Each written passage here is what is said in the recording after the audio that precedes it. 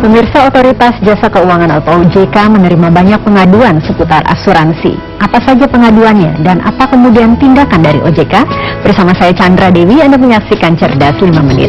Di studio Metro Manula, saya telah ditemani oleh Ibu Kusumaningtuti S. Sutiono, anggota Dewan Komisioner Otoritas Jasa Keuangan atau OJK yang membidangi edukasi dan perlindungan konsumen. Selamat pagi Bu Titu.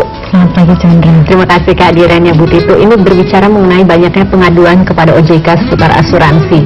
Memang betul ya Bu ya, seputar apa saja sih pengaduannya? Betul, banyak sekali pengaduan yang mengenai asuransi, terutama tahun yang lalu itu puncaknya adalah datangnya dari nasabah-nasabah asuransi. Dan sebagian besar adalah disebabkan ketidakpahaman dari para nasabah itu, pemegang polis, mengenai apa saja yang sebetulnya di-cover oleh polis yang dia beli itu. Nah, kemudian apa yang dilakukan oleh OJK terkait dengan pengaduan ini? Nah, menyadari ini, kita memang langsung mengeluarkan dua hal. Yang pertama adalah di bidang kebijakan, kita menyusun peraturan Otoritas Jasa Keuangan yang dikeluarkan tanggal 6 Agustus tahun lalu, nomor 1 tahun 2013, yang isinya adalah mewajibkan kepada semua lembaga jasa keuangan termasuk asuransi untuk mempunyai layanan pengaduan. Sehingga melalui layanan pengaduan itu, nasabahnya bisa langsung menanyakan kalau ada hal-hal yang tidak jelas.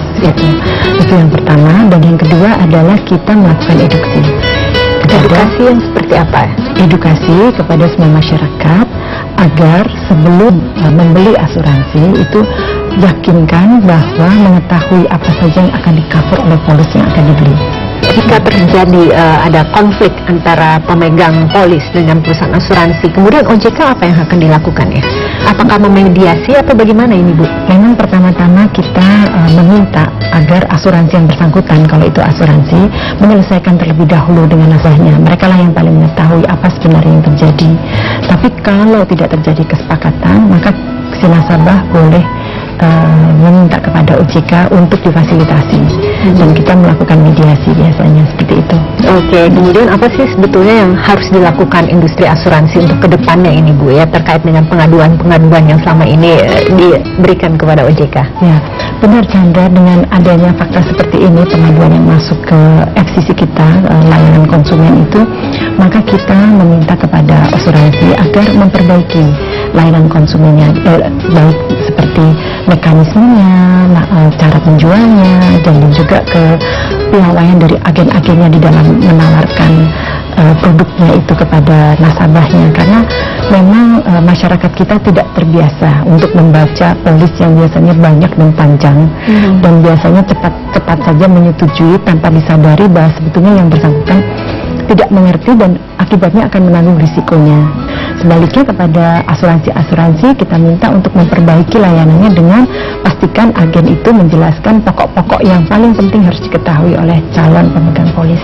Oke, dari industri asuransinya sendiri bagaimana tanggapannya ini Bu? Baik sekali, karena kan mereka juga menyadari bahwa concern dari OJK kan pada hakikatnya ingin memajukan industri asuransi, karena tadi tingkat literasinya masih rendah, ya, berarti rooms untuk opportunity untuk menjangkau lebih tinggi itu masih terbuka lebar di industri asuransi. Artinya demand populasi Indonesia yang besar ini sangat banyak. Nah, kalau dengan adanya banyaknya pengaduan yang kepada OJK ini, dari OJK sendiri melihat ini kepercayaan masyarakat terhadap pentingnya asuransi terganggu tidak sih?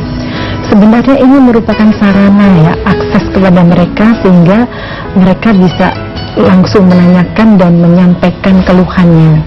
Justru ini adalah jalur untuk upaya untuk membantu mereka kan, gitu juga. Di samping itu kita jadi bisa mengetahui permasalahannya sebagai regulator, dan asuransi jadi lebih menyadari bahwa ini juga sebetulnya opportunity untuk bisa lebih maju. Pastinya semuanya adalah untuk keadaan yang menjadi lebih maju dan lebih baik ya Bu ya. Baiklah Bu Titu, terima kasih banyak atas kehadiran dan juga informasi yang diberikan, pasti yang berguna bagi pemirsa di rumah. Terima kasih. Terima kasih Ibu. Dan pemirsa, demikianlah Cerdas 5 Menit, Cerdas Finansial untuk episode kali ini. Saya Chandra Dewi, terima kasih atas perhatiannya. Sampai jumpa. Dipersembahkan oleh